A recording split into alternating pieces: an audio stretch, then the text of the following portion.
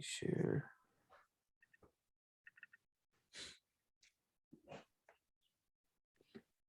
Okay, y'all are able to see this, right? Yeah. Cool. All right, Caesar, it's all you. All right. Well, this is case 9, presenting case 9, and we are group 7. Let me make these pictures. Your guys is all right there. This is the picture that was included in our case. Pretty simple. I mean, I just go to the next one.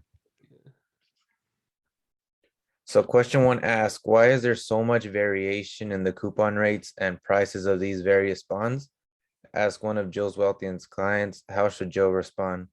We believe Joe, the bonds have a set interest rate of coupon that is fixed for the duration of the bonds. These coupons are fixed in nature and are unaffected by market interest rates. Current market interest rates, often known as yields, are a type of interest rate. Bond prices fluctuate dependent on the yield of a certain bond type. The fixed coupon is a cash flow that is split by the yield. Although the bond coupons are static in nature, they are reduced by the current yield. In result, greater the yield increases the bond price, and lower the yield, greater the bond price. So questions 2 asked, how are corporate bond ratings determined? Asked another client, and how and why do these readings change once they are arrived at? What should Joe say? So bond ratings are assigned by third-party companies reflecting on the firm issuing the bond's creditworthiness. They examine the company's financials to evaluate whether or not they will be able to service the debt and principal on schedule. They will also look to see if the firm has a steady stream of cash flows that will assist them by doing this. These credit ratings are set at a certain point in the time and are continually evaluated. If the company's financial conditions change, affecting its ability to service its financial commitments, the ratings will alter. And the second point is high-grade bonds offer more security but lower yields, while lower grade bonds offer more risk but higher yields.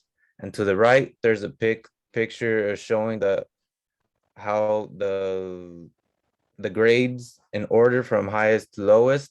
So obviously the highest being AAA, AA plus, AA minus, while lower medium grades are like BBB, BBB plus, and then the highly speculate is just a simple B, and then default is just D. And on Moody's, basically nothing. There's just C and a dash, meaning it's not really high grade. Yep. This one's me too, right? No, this one's a Leo. Oh, during the petition, one client is confused about the fact that some of these bonds sell for less than their face value, which others sell at a premium. She asked whether the cheaper bonds are a bargain.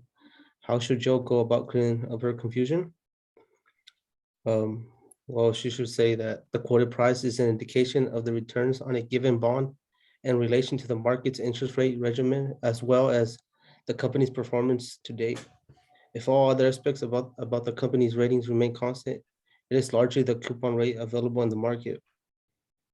A bond with a lower quoted value means that there are alternative bonds available in the market that pay a greater coupon than the bond with a lower quoted value than its face value. As a result, it is necessarily considered for the cheaper bonds to be a good deal. Question 4. During the survey stage, a majority of the firm's clients had no idea about yield to maturity. Using the example of the bonds listed in table 1, explain what this term means and how one can go about calculating it. The yield to maturity of a bond is the percentage rate of return provided if the investor holds the investment until the maturity date. It is the total of all its outstanding coupon payments. The yield to maturity of a bond grows or lowers based on its market value and the number of payments remain to be paid. And here we have some yield to maturities percentages.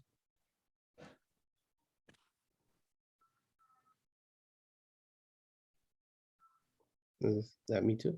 No, that's Dakota. Question 5, Jill made reference to corporate bonds nominal yield and its effective yield, which confused some clients about the definition and interpretation of each term. Should Jane explain the difference between nominal and effective yield to maturity for each bond listed in Table 1? Which one should the investor use when deciding between corporate bonds and other securities of similar risk? The coupon rate is the rate at which you get a return on a regular basis. The effective yield to maturity is calculated by compounding the semi-annual yield for 2 periods, and every year is the same. That's the nominal yield. It's the yield percentage for 1 year extrapolated out. The effective yield is the yield to maturity is calculated by compounding each year, which is what you actually get because when you factor in the time value of money.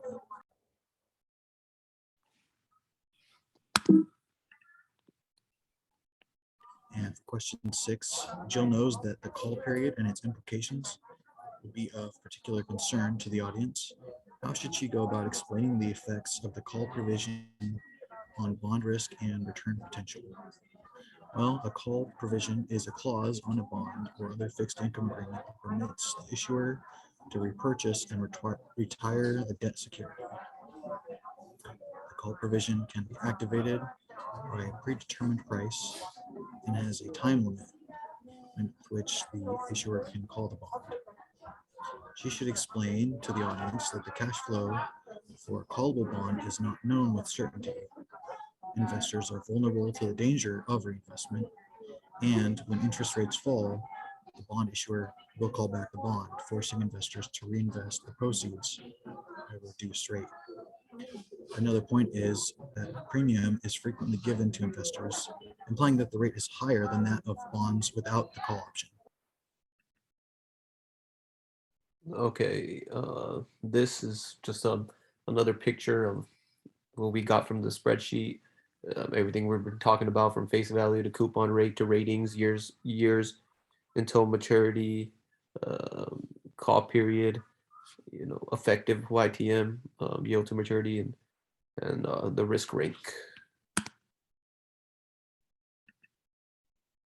So question 8 was, one of Jill's best clients poses the following question. If I buy 10 of each of these bonds, reinvest any coupons received at the rate of 6% per year, and hold them into the mature, what will my realized returns be on each investment? How should Jill go about demonstrating the solution to the question?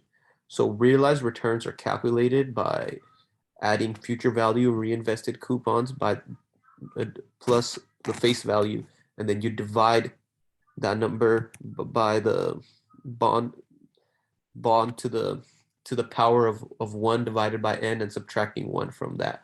So we use the Excel to calculate the realized returns titled realized compound yields, and that's a picture right there, and that's just a little script from the previous picture. That's the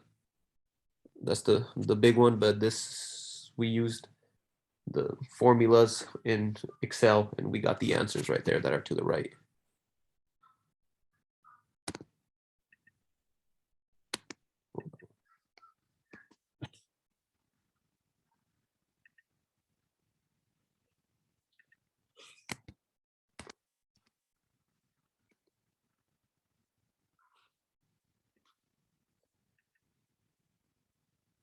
It froze on me real quick, my bad. Okay. So question 7, the one that I kind of accidentally skipped. How should Jill go about explaining the riskiness of each bond? Rank the bonds in the terms of their relative riskiness. It is well known that AAA bonds that Caesar was talking about earlier in regards to the rating agencies rating bonds in regards to risk and security. So it is well known that AAA bonds have the least amount of risk associated with them. So that is why we rank AAA bonds first in the table. And the number 2 that we ranked number 2 was also a AAA bond, but this bond had no call, or reinvestment risk. However, it had the highest price risk. So if I go back to the picture right there, the bond that we ranked number 2 has a quoted price of $211.64, which is the lowest. So that's why we ranked that at number 2, right? Even though it is still rated AAA. ABC Energy with a 6% coupon rate is ranked number 1. And the third ranked bond was TransPower, and then number 4 and coming in last place was Telco. And both of these bonds are AA, but Telco Utilities has a way longer years until maturity. So in Telco, you're waiting an extra 10 years. So it says 30 right there. And yeah. And on top of that, during being long and not containing a sinking fund. So when a bond has a quicker callability, it makes it have a higher reinvestment risk. So that's why Telco was ranked number 4. And I did number 8, and that's it. Stop share.